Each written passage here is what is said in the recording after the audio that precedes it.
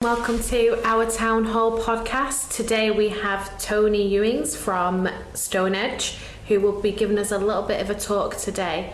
Tony, please take it away. Thanks, Tamara. My name's Tony Ewings and I work for Stone Edge North Limited. And the idea behind the podcast today that I thought could be quite interesting was explaining how the four key elements of STEM, science, technology, engineering and maths, apply to what we do at Stone Edge.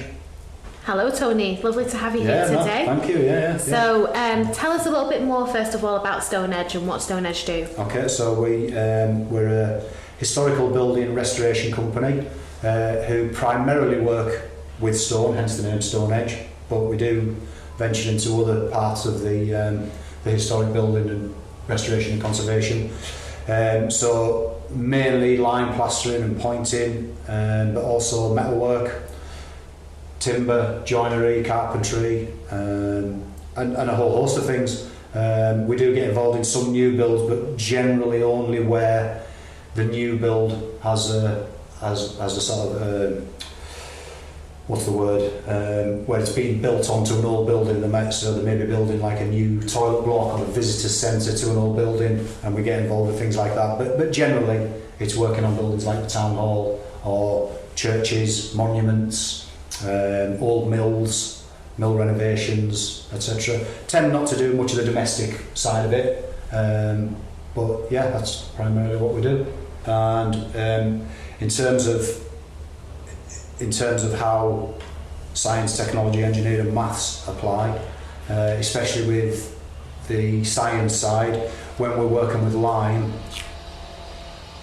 that is kind of what has piqued my interest in all of this. Aside from all the beautiful carvings of stone and things, I really enjoy the science behind the lime that we use and the mortars. And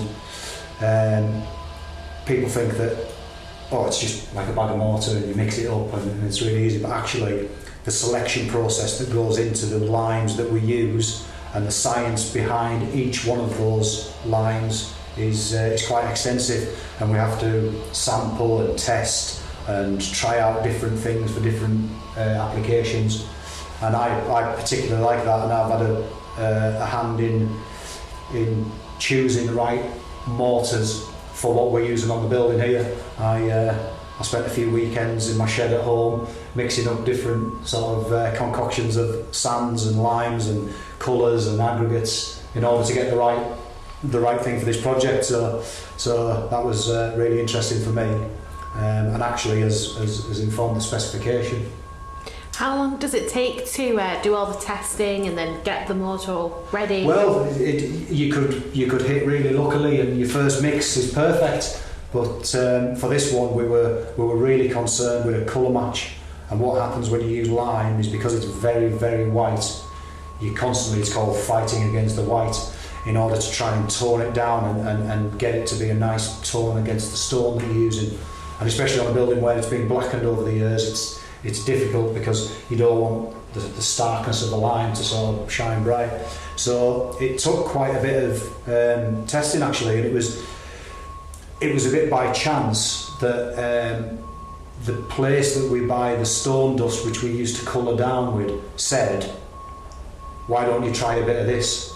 And it's a very, very chocolatey brown colour, which I would never have gone for because it's the wrong colour, but it actually worked with the sand that we were using. It just gave it the right sort of tone to tone it down, and it looks good against this stone here. So again, that took me probably over 3 weekends of trying a few different mixes.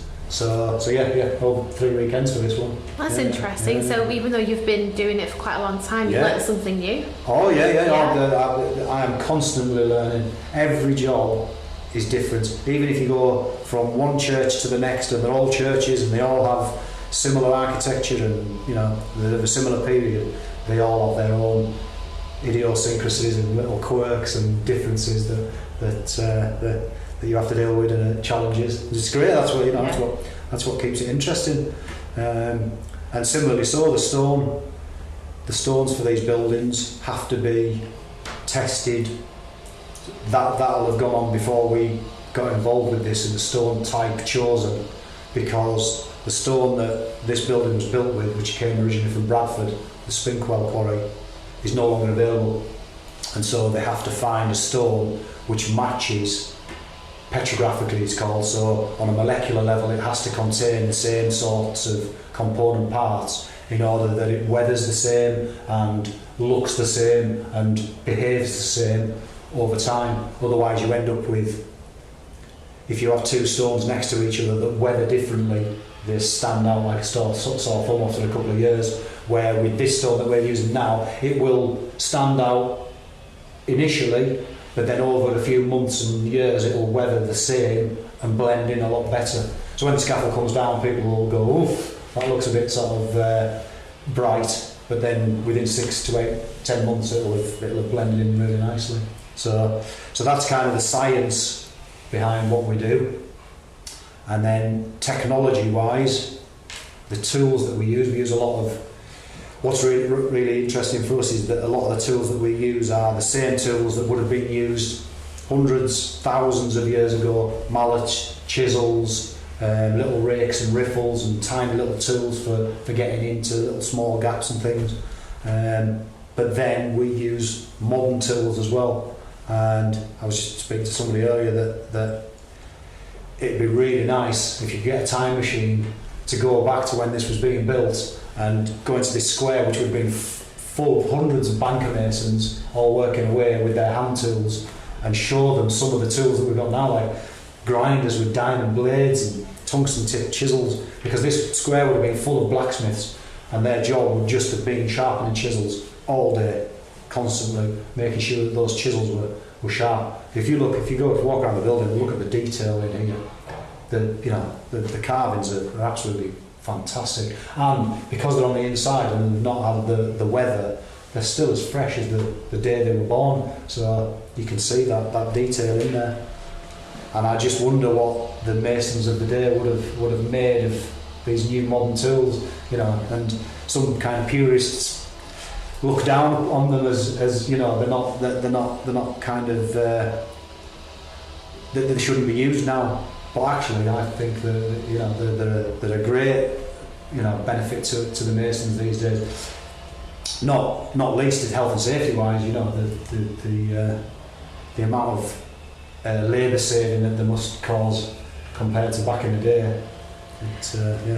Do you feel that now everything's moving towards having kind of like 3D cutting and like 3D models and 3D printing? Do you think that at some point that there'll be less stonemasons and that kind of technology will take over? There is already a bit of that. You get profiling saws that you can type the coordinates in from your CAD drawings, and you can run lengths and lengths and lengths of cornice detail, string courses, hood moulds, all that kind of thing with a detail on. But we've all fallen foul of that in this industry because the buildings are all hand carved, and so if you do that, your stones don't match. Yeah. Because every stone is hand carved, and it might be that you've got a stone that's a metre long, and at one end the profile is a certain sort of shape, and then the profile at the other end is a different shape, albeit all generally the same shape, but when you go to match the ends, and that's why we have to get a draftsman.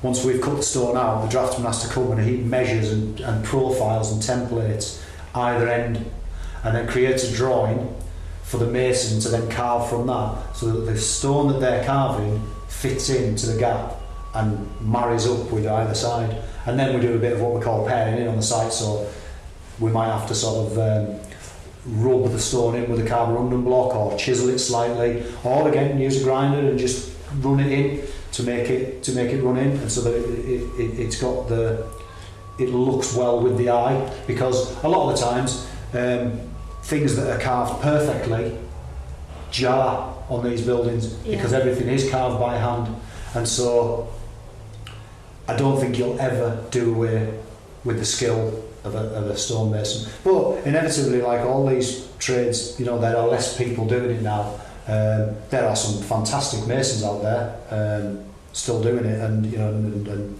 we have someone here, and the other teams that are on here are some good masons. So I don't think it's a dying trade by any measure, but yeah, technology, as with everything, is taking over some of it. But again, you know, that can also be a good thing, because if you've got people who are getting injured at work by lugging big blocks around, but you can use a machine to do that, then I think that's all the better. Yeah. It keeps the mason young and fit to do the work that they can do that the machines can't. Yeah. So yeah. Have any of the stonemasons ever expressed interest to kind of progress to, like, for example, working on the design side with CAD or? I've not had that, no. But when you're a mason, part of the training is to actually do the setting out and the drawing of the stones, and a really good mason will be able to do all of that. But that, yeah, you know, you're talking about sort of years and years of skills, and a lot of it is natural. You know, some of the masons who can carve big sort of capitals, Corinthian capitals and things like that, they're sculptors as well as masons. They are sculptors, because it's a natural flair. We had a guy who worked for us on St George's Hall, and again, they'd all been hand carved, and we were only cutting sections out. So it's not just about being able to carve a capital, it's being able to carve that capital from eye that fits in the space that it's coming out of, and each detail to match up. And that is something that I don't think you can train. That is something that is a natural flair and a sculptor's skill. So that's again where the old tools come in, the old technology comes in, and the use of like small hand tools. You couldn't get machines to do that. They've tried.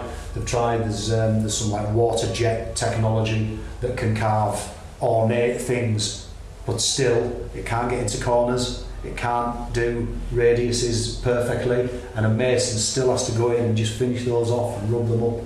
And you end up with lines and things. You end up with lines that look robotic, and if you put them on the building, it'll look awful. When you stood back and looked at it, you would say that's being machined rather than hand carved. So yeah.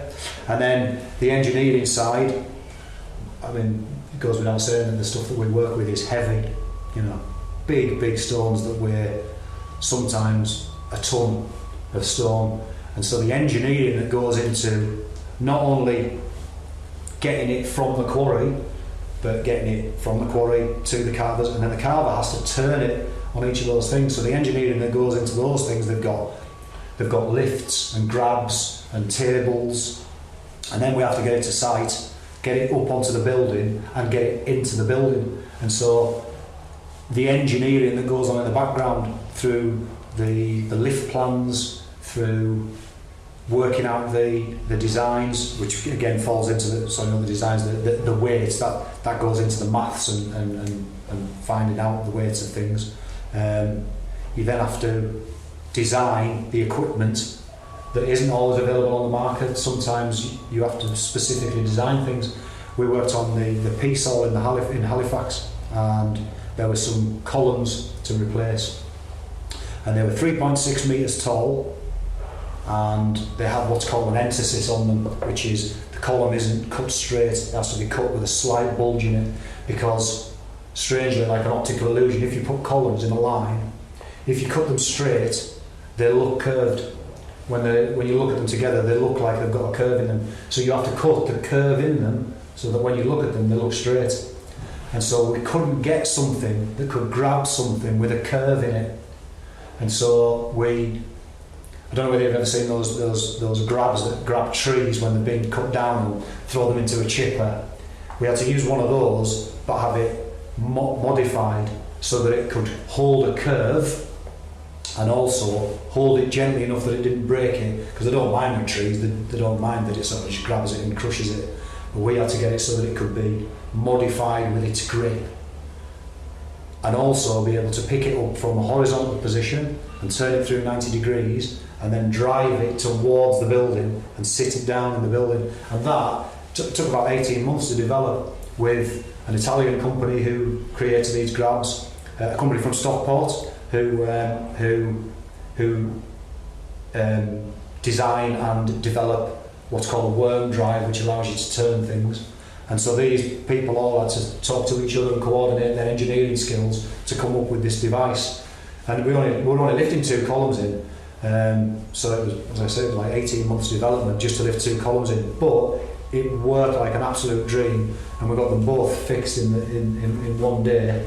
It didn't cost that much of the project really, and they developed a new thing that they could then market out, and it was brilliant. And that kind of engineering development is a good part of what we do. We're doing quite a lot of it on the town hall as well, with trying to get some big stones into awkward places on scaffold. Have you ever found that, because obviously there's different kinds of stone buildings all over the world, that there is better technology or better engineering skills elsewhere that you've picked up on or you've learned? Well, you've got quite a lot of Italian stuff is really good. A lot of Italian tools, a lot of Italian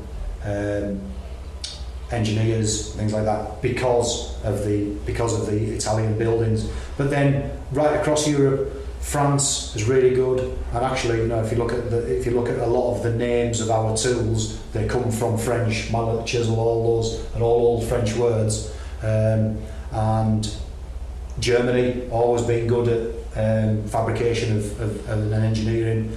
So yeah, we get a lot of stuff from all. But British engineering is fantastic, and especially when it comes to component building as well. So a lot of the stuff that you will find that comes from other countries actually has British components built into it, and all up and down the valleys and the canals of Britain, you find these little engineering component makers, bolt makers, spring makers, tool makers, all these things. Britain are a fantastic hive of manufacturing and engineering. So yeah, good. We've got some good people in our supply chain that can supply things like that, which is good. You know, we can buy local. We've got good relationships with people.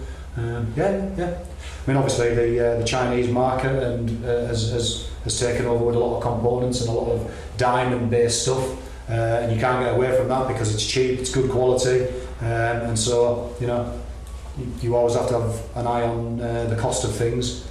So we do use a lot of Chinese stuff as well, but yeah, it does what we need it to do, so it's good. Yeah. And then the maths side of it, I talked before about carving. It's all maths, everything. So from the CAD drawing being drawn, you then have to apply that, and if we're drawing circles, if we're drawing radius, and these are 3D as well, so you know you have to, you're not just building or cutting on a 2D, you have to turn that into the 3D image and into the 3D product, and maths is a massive part of what we play.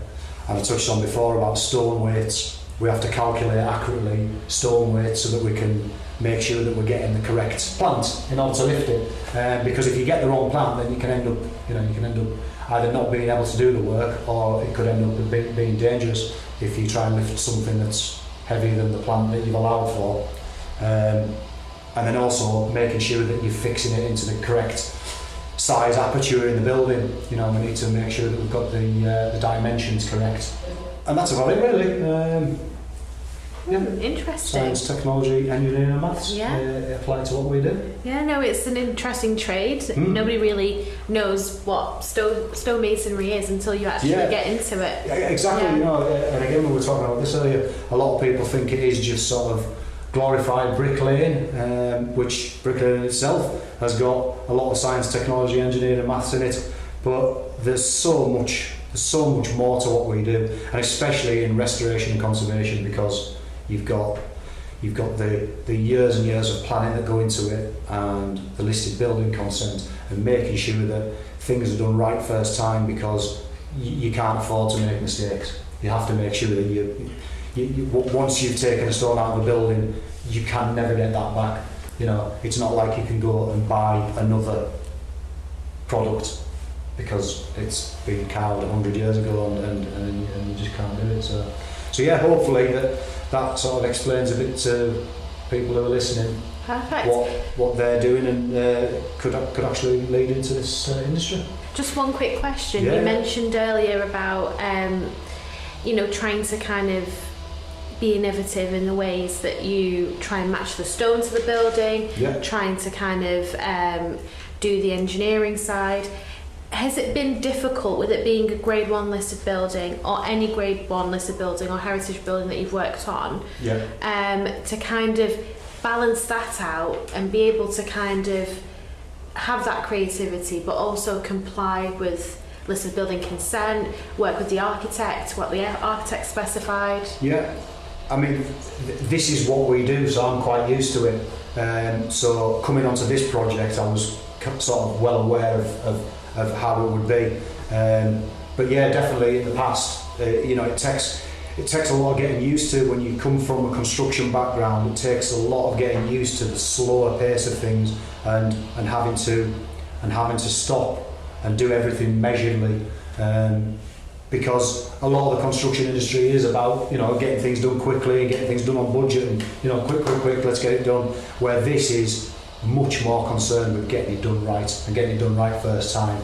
So I came into this with my eyes open and like I say, it's what Stone Edge do, so we're used to it. But speaking to other trades, it has been a frustrating project in a lot of ways because people aren't used to the time that it takes to get things done. But yeah, it can be quite stressful. But no more than any other industry, I don't think. And the enjoyable part of it completely outweighs anything like that. So yeah, I love what I do. I love my job and long may it last. Good to know. To know. And for anyone that's interested in stonemasonry but wants to get involved with the, let's say, 3D modelling side or the technology side, is there room for somebody to kind of, let's say, work with Revit or SketchUp and also get involved in stonemasonry? You could. I'm not all fair with those packages, so I'm not sure. The masonry design side of it, so the drafting side of it, tends to be done on CAD. Because you have to measure everything by hand first and then input that all in. I think if you start to model, you end up going down that road of what we spoke about before, and things becoming uniform and too perfect. So there's definitely room for it, and the fact that this had all been modelled first does definitely help, that you can get that sort of 3D look inside the building, and you can look at a drawing and a model and kind of work out where you are in the building. That does help. But in terms of actual stonemasonry, I don't think anything will ever take over actually being there on site and getting those measurements and then finishing by hand. Definitely not. No. Okay, no, interesting. Yeah. And one final question for everyone that's listening, a little bit about your career and how you got to where you are. So what was your path? I've worked in the construction industry all of my life, most of my life, and I got into this through building cleaning, really. So the cleaning side of it, which again, science, technology, engineering, maybe not so much the math side of it, but definitely all those three things. The science behind cleaning stone buildings is enormous, because they used to do it with chemicals, with abrasives, and we now spend a lot of our time going back and remedying the damage that was caused by those. So the science behind just using water is extensive, dependent again on the type of building. So I got into it through building cleaning, and then started managing projects and just built up through that way. So and then doing little short courses and just experience on the job and meeting people and learning through craftsmen and all that sort of route. But there's loads and loads of different ways into it. You could start off as a labourer and work your way up, and learning the ethos of it is probably the most important part. Skills are transferable from all sorts of different trades. Management skills are transferable, obviously, but it's actually getting on site and learning the ethos of it, and learning what we're actually trying to do and the fact that we're trying to protect these buildings and conserve them for the future is the most important thing to get across and to learn, I think. So, yeah. Perfect. Thank you very much, Tony. It's Okay, been no, lovely thank you. having Yeah, you. that's good.